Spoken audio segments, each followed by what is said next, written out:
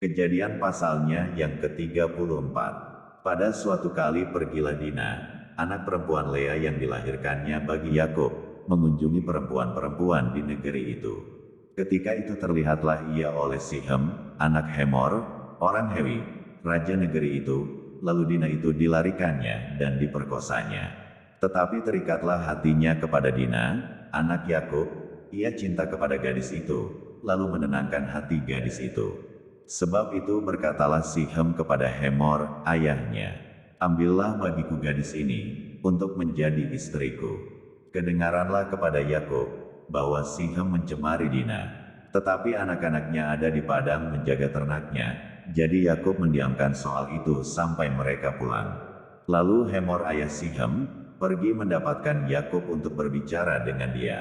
Sementara itu anak-anak Yakub pulang dari padang. Dan sesudah mendengar peristiwa itu orang-orang ini sakit hati, dan sangat marah karena Sihem telah berbuat noda di antara orang Israel dengan memperkosa anak perempuan Yakub, sebab yang demikian itu tidak patut dilakukan.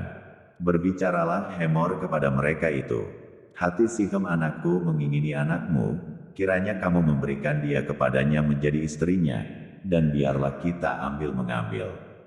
Berikanlah gadis-gadis kamu kepada kami, dan ambillah gadis-gadis kami. Tinggallah pada kami. Negeri ini terbuka untuk kamu, tinggallah di sini, jalanilah negeri ini dengan bebas, dan menetaplah di sini.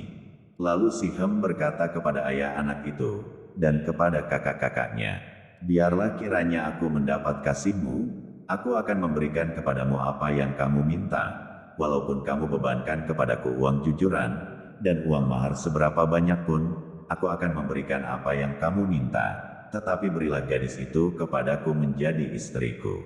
Lalu anak-anak Yakub menjawab Sihem dan Hemor, ayahnya, dengan tipu muslihat. Karena Sihem telah mencemari Dina, adik mereka itu, berkatalah mereka kepada kedua orang itu, kami tidak dapat berbuat demikian, memberikan adik kami kepada seorang laki-laki yang tidak bersunat, sebab hal itu aib bagi kami. Hanyalah dengan syarat ini kami dapat menyetujui permintaanmu. Kamu harus sama seperti kami, yaitu setiap laki-laki di antara kamu harus disunat. Barulah kami akan memberikan gadis-gadis kami kepada kamu, dan mengambil gadis-gadis kamu, maka kami akan tinggal padamu, dan kita akan menjadi satu bangsa. Tetapi jika kamu tidak mendengarkan perkataan kami, dan kamu tidak disunat, maka kami akan mengambil kembali anak itu, lalu pergi. Lalu Hemor dan Sihem, anak Hemor, menyetujui usul mereka. Dan orang muda itu tidak bertangguh melakukannya, sebab ia suka kepada anak Yakub, lagi pula ia seorang yang paling dihormati di antara seluruh kaum keluarganya. Lalu pergilah Hemor dan Sihem, anaknya itu, ke pintu gerbang kota mereka, dan mereka berbicara kepada penduduk kota itu. Orang-orang itu mau hidup damai dengan kita. Biarlah mereka tinggal di negeri ini dan menjalaninya dengan bebas. Bukankah negeri ini cukup luas untuk mereka? Maka kita dapat mengambil gadis-gadis mereka menjadi istri kita, dan kita dapat memberikan gadis-gadis kita kepada mereka. Namun hanya dengan syarat ini, orang-orang itu setuju tinggal bersama-sama dengan kita, sehingga kita menjadi satu bangsa, yaitu setiap laki-laki di antara kita harus disunat seperti mereka bersunat. Ternak mereka, harta benda mereka dan segala hewan mereka, bukankah semuanya itu akan menjadi milik kita? Hanya biarlah kita menyetujui permintaan mereka, sehingga mereka tetap tinggal pada kita. Maka usul Hemor dan Sihem, anaknya itu, didengarkan oleh semua orang yang datang, berkumpul di pintu gerbang kota itu, lalu disunatlah setiap laki-laki, yakni setiap orang dewasa di kota itu. Pada hari ketiga, ketika mereka sedang menderita kesakitan, datanglah dua orang anak Yakub, yaitu Simeon dan Lewi, kakak-kakak Dina, setelah masing-masing mengambil pedangnya, menyerang kota itu dengan tidak takut-takut serta membunuh setiap laki-laki. Juga Hemor dan Sihem, anaknya, dibunuh mereka dengan mata pedang, dan mereka mengambil Dina dari rumah Sihem, lalu pergi. Kemudian datanglah anak-anak Yakub, merampasi orang-orang yang terbunuh itu, lalu menjara kota itu, karena adik mereka telah dicemari. Kambing dombanya dan lembu sapinya, keledainya dan segala yang di dalam, dan di luar kota itu dibawa mereka. Segala kekayaannya, semua anaknya dan perempuannya ditawan, dan dijarah mereka, juga seluruhnya yang ada di rumah-rumah. Yakub berkata kepada Simeon dan Lewi, "Kamu telah mencelakakan aku, dengan membusukkan namaku kepada penduduk negeri ini, kepada orang Kanaan dan orang Feris, padahal kita ini hanya sedikit jumlahnya. Apabila mereka bersekutu melawan kita, tentulah mereka akan memukul kita kalah, dan kita akan dipunahkan, aku beserta seisi rumahku." Tetapi jawab mereka, "Mengapa adik kita diperlakukannya sebagai seorang perempuan sundal?" Kejadian pasalnya yang ke-35.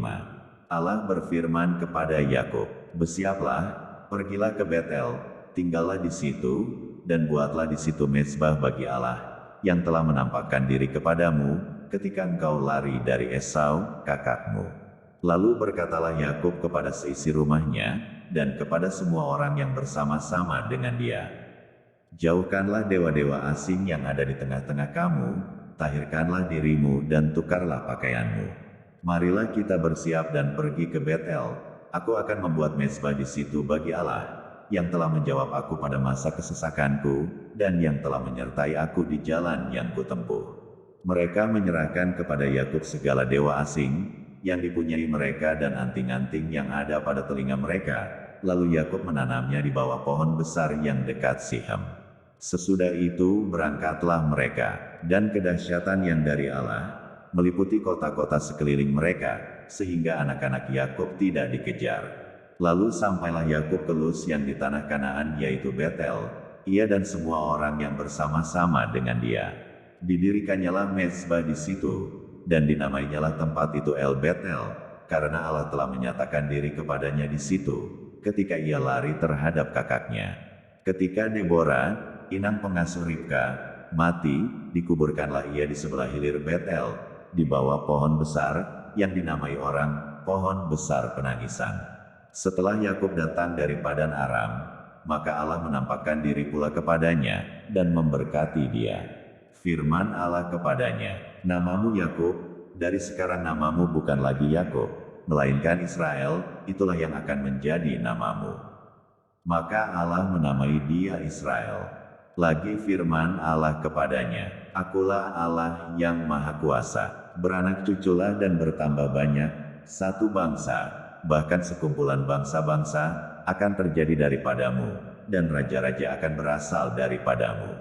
Dan negeri ini yang telah kuberikan kepada Abraham dan kepada Ishak, akan kuberikan kepadamu, dan juga kepada keturunanmu." Lalu naiklah Allah meninggalkan Yakub, dari tempat ia berfirman kepadanya. Kemudian Yakub mendirikan tugu di tempat itu, yakni tugu batu, ia mempersembahkan korban curahan, dan menuangkan minyak di atasnya. Yakub menamai tempat di mana Allah telah berfirman kepadanya Betel. Sesudah itu berangkatlah mereka dari Betel. Ketika mereka tidak berapa jauh lagi dari Efrata, bersalinlah Rahel, dan bersalinnya itu sangat sukar. Sedang ia sangat sukar bersalin, berkatalah bidan kepadanya, "Janganlah takut, sekali ini pun anak laki-laki yang kau dapat."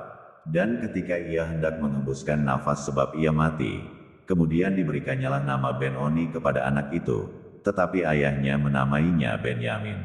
Demikianlah Rahel mati, lalu ia dikuburkan di sisi jalan ke Efrata, yaitu Betlehem.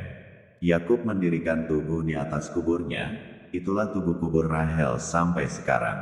Sesudah itu berangkatlah Israel, lalu ia memasang kemahnya di seberang Migdal Eder. Ketika Israel diam di negeri ini, terjadilah bahwa Ruben sampai tidur dengan Bilha, gundik ayahnya, dan kedengaranlah hal itu kepada Israel. Adapun anak-anak lelaki Yakub, 12 orang jumlahnya. Anak-anak Lea ialah Ruben, anak sulung Yakub, kemudian Simeon, Lewi, Yehuda, Isakhar dan Zebulon. Anak-anak Rahel ialah Yusuf dan Benyamin. Dan anak-anak Bilha, budak perempuan Rahel ialah Dan serta Naftali. Dan anak-anak Zilpa, budak perempuan Lea ialah Gad dan Asher. Itulah anak-anak lelaki Yakub, yang dilahirkan baginya di Padan Aram. Lalu sampailah Yakub kepada Ishak, ayahnya, di Mamre dekat Kiryat Arba itulah Hebron tempat Abraham dan Ishak tinggal sebagai orang asing. Adapun umur Ishak 180 tahun. Lalu meninggallah Ishak, ia mati dan dikumpulkan kepada kaum leluhurnya, ia tua dan suntuk umur, maka Esau dan Yakub, anak-anaknya itu, menguburkan dia. Kejadian pasalnya yang ke-36. Inilah keturunan Esau, yaitu Edom. Esau mengambil perempuan-perempuan Kanaan, menjadi istrinya, yakni Ada, anak Elon orang Het, dan Oholibama, anak anak-anak Sibeon orang Hewi, dan Basmat, anak Ismaek, adik Nebayot. Ada melahirkan Elifas bagi Esau, dan Basmat melahirkan Reuel, dan Oholibama melahirkan Yus, Yaelam dan Korah. Itulah anak-anak Esau, yang lahir baginya di tanah Kanaan. Esau membawa istri-istrinya, anak-anaknya lelaki dan perempuan dan semua orang, yang ada di rumahnya, ternaknya, segala hewannya dan segala harta bendanya, yang telah diperolehnya di tanah Kanaan. Lalu pergilah ia ke negeri lain dan ia meninggalkan Yakub, adiknya itu. Sebab harta milik mereka terlalu banyak, sehingga mereka tidak dapat tinggal bersama-sama, dan negeri penumpangan mereka tidak dapat memuat mereka, karena banyaknya ternak mereka itu. Maka menetaplah Esau di pegunungan Seir, Esau itulah Edom. Inilah keturunan Esau, bapa orang Edom, di pegunungan Seir. Nama anak-anaknya ialah Elifas, anak Ada istri Esau, Reuel, anak Basmat istri Esau. Anak-anak Elifas ialah Teman, Omar, Zefo, Gaetam dan Kenas. Timna adalah gundik Elifas anak Esau, ia melahirkan Amalek bagi Elifas. Itulah cucu-cucu Ada istri Esau. Inilah anak-anak Reuel, Nahat, Zerah, Syama dan Miza. Itulah cucu-cucu Basmat istri Esau. Inilah anak-anak Oholibama, istri Esau itu, anak-anak Sibeon, ia melahirkan bagi Esau. Yus, Yaelam dan Korah. Inilah kepala-kepala kaum Bani Esau. Keturunan Elifas anak sulung Esau, ialah kepala kaum Teman, kepala kaum Omar, kepala kaum Zefo, kepala kaum Kenas. Kepala kaum Korah, kepala kaum Gaetam dan kepala kaum Amalek. Itulah kepala-kepala kaum Elifas di tanah Edom, itulah keturunan Ada. Inilah keturunan Reuel anak Esau. Kepala kaum Nahat, kepala kaum Zerah, kepala kaum Syama dan kepala kaum Miza, itulah kepala-kepala kaum Reuel di tanah Edom, itulah keturunan Basmat istri Esau. Inilah keturunan Oholibama istri Esau. Kepala kaum Yus, kepala kaum Yaelam, kepala kaum Korah, itulah kepala-kepala kaum Oholibama, istri Esau, anak Ana. Itulah Bani Esau, yakni Edom, dan itulah kepala-kepala kaum mereka. Inilah anak-anak Seir, orang Hori, penduduk negeri itu. Lotan, Shobal, Zibeon, Ana, Disyon, Ezer, Disyan, itulah kepala-kepala kaum orang Hori, anak-anak Seir, di tanah Edom. Anak-anak Lotan ialah Hori dan Heman, dan saudara perempuan Lotan ialah Timna.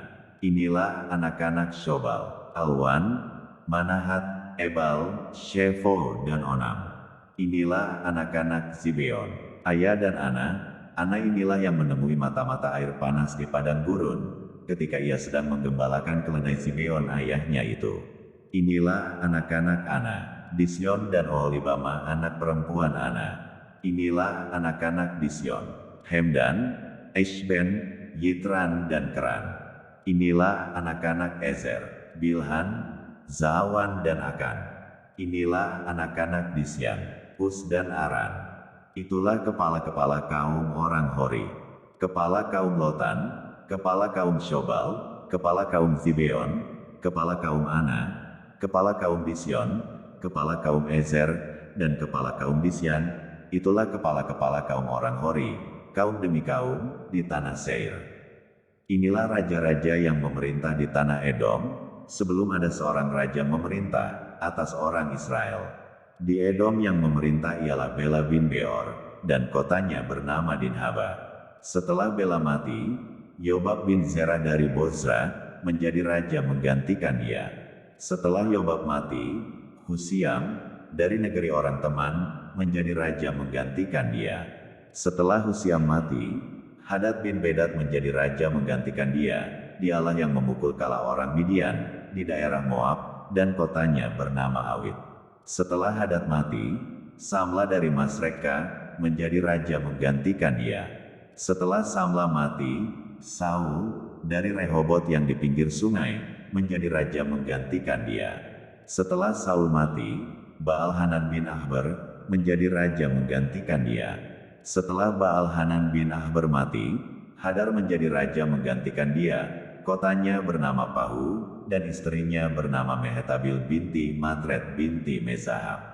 Inilah nama kepala-kepala kaum Esau menurut kaum, dan tempat mereka dengan nama mereka masing-masing.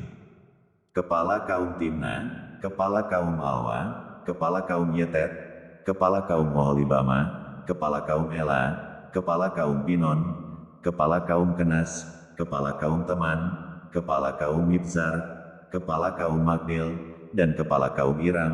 Itulah kepala-kepala kaum Edom, menurut tempat kediaman mereka di tanah milik mereka. Edom ialah Esau, bapa orang Edom.